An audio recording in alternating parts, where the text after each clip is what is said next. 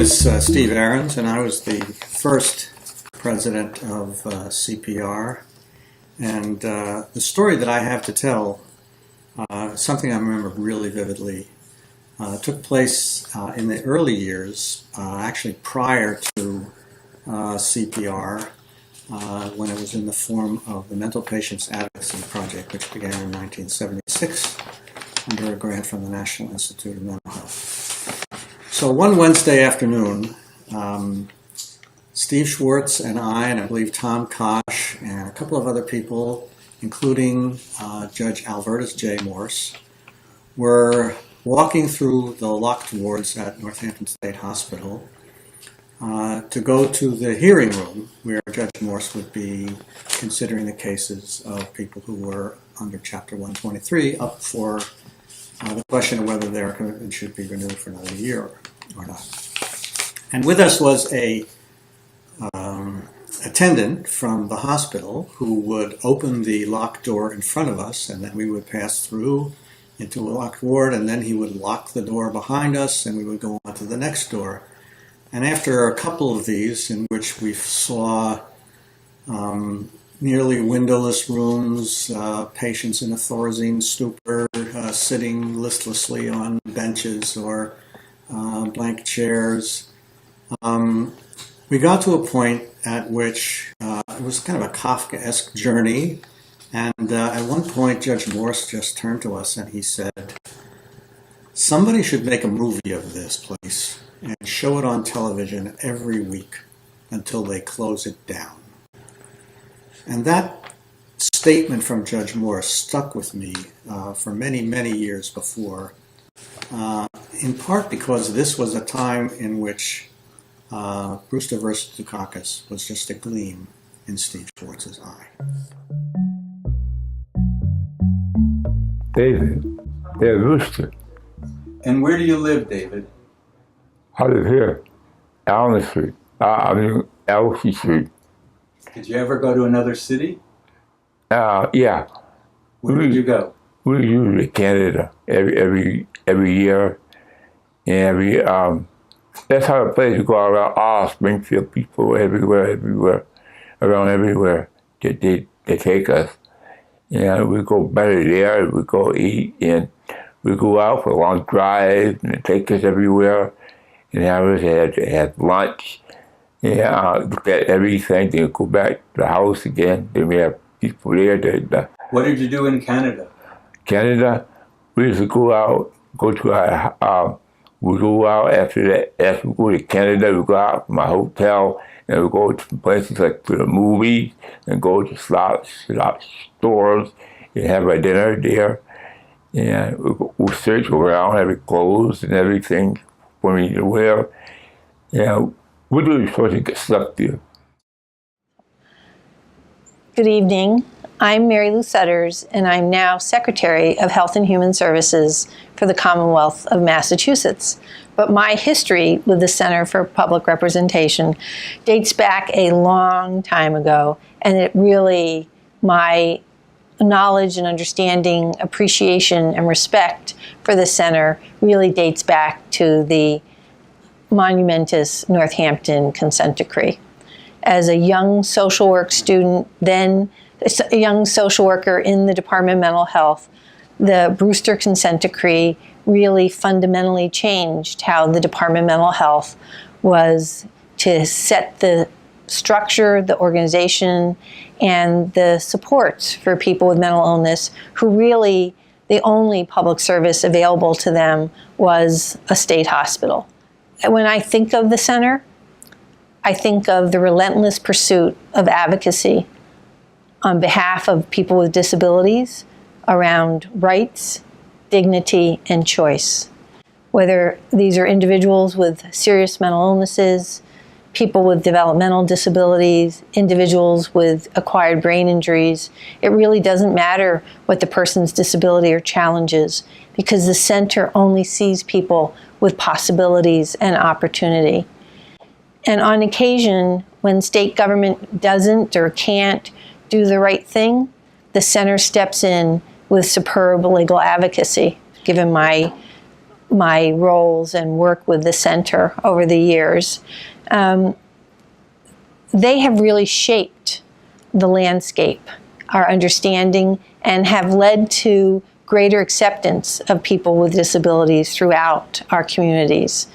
Closure of large state hospitals and state schools for people with developmental disabilities, creating and helping to create more inclusive environments, both living, employment, and access to the full set of services and supports and access to enjoyment and fulfillment of our life that we all take for granted, that they have really opened those doors for people throughout the years. And this is sustainable change. And I think that's one of the things that I really respect about the center, is that they've never been interested in sort of quick fixes. The center has always been interested in creating sustainable, lasting change, always for adults and children with disabilities.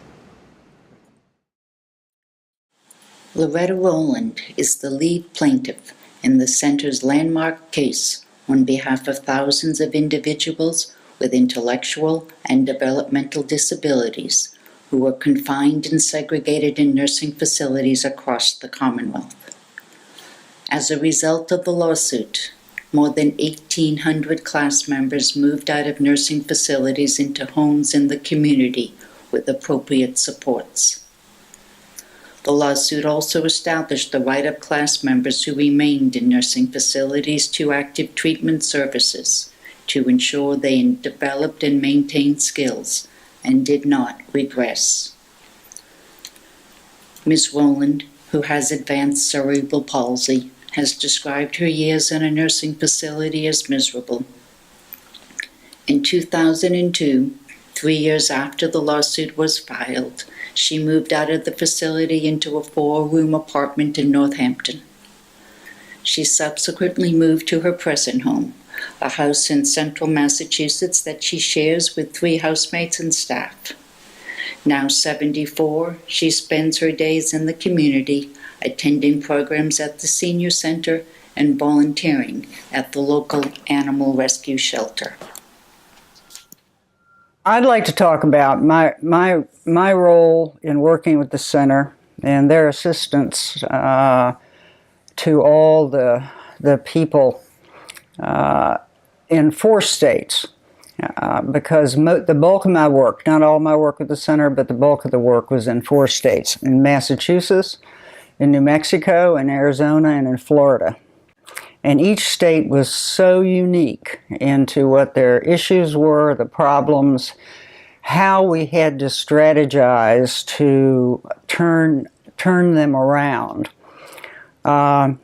Massachusetts was first.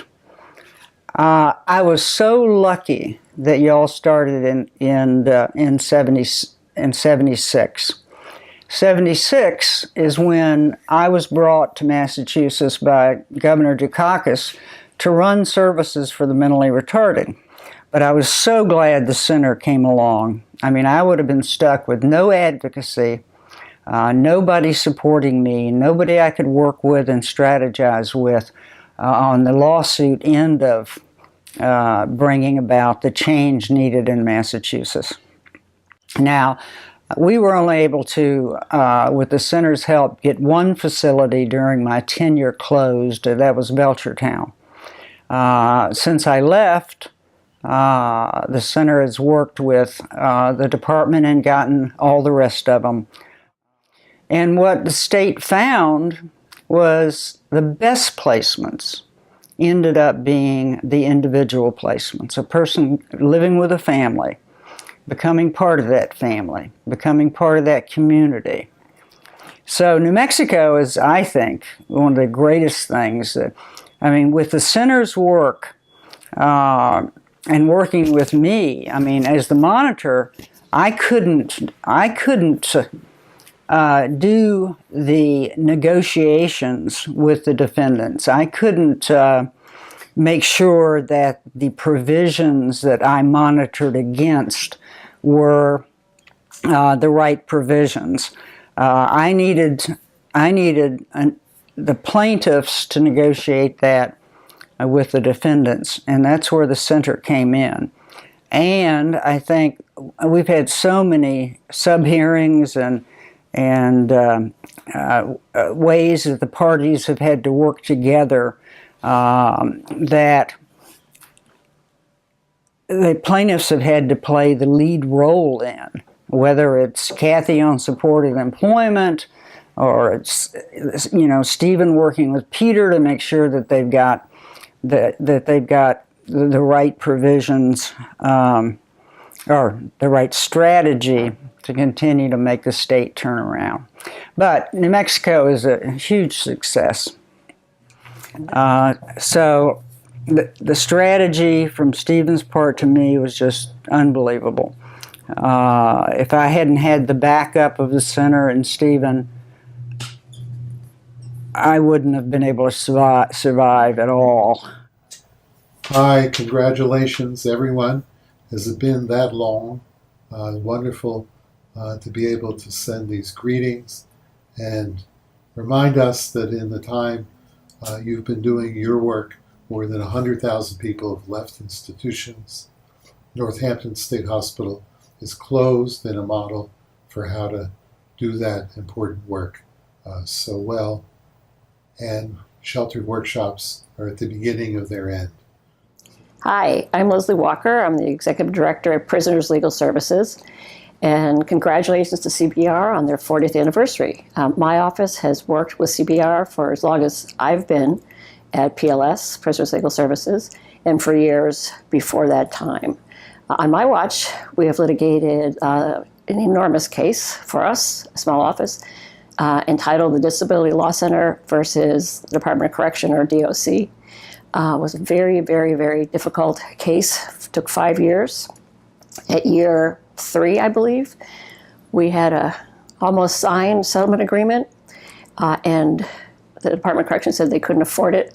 We not started over, but practically started over. Bob Fleischner at CPR was the one who helped us get a couple of firms involved. It was fairly new for us. We hadn't done it very often, and it's been a wonderful experience working with Bob on that case.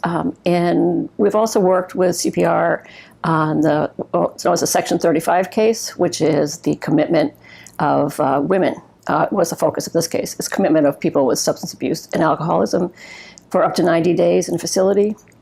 It was a case that started off looking like it was low-hanging fruit because the men were getting 4 hours a day of treatment and the women were getting none. Ended up being a very long, very painful case, but thankfully CPR was with us on that case as well. We're often involved and are currently with a litigation at Bridgewater State Hospital, and CPR's expertise has been unbelievably valuable. But in addition to the litigation work we do, we're part of a coalition of folks that care about and work on behalf of the disabled.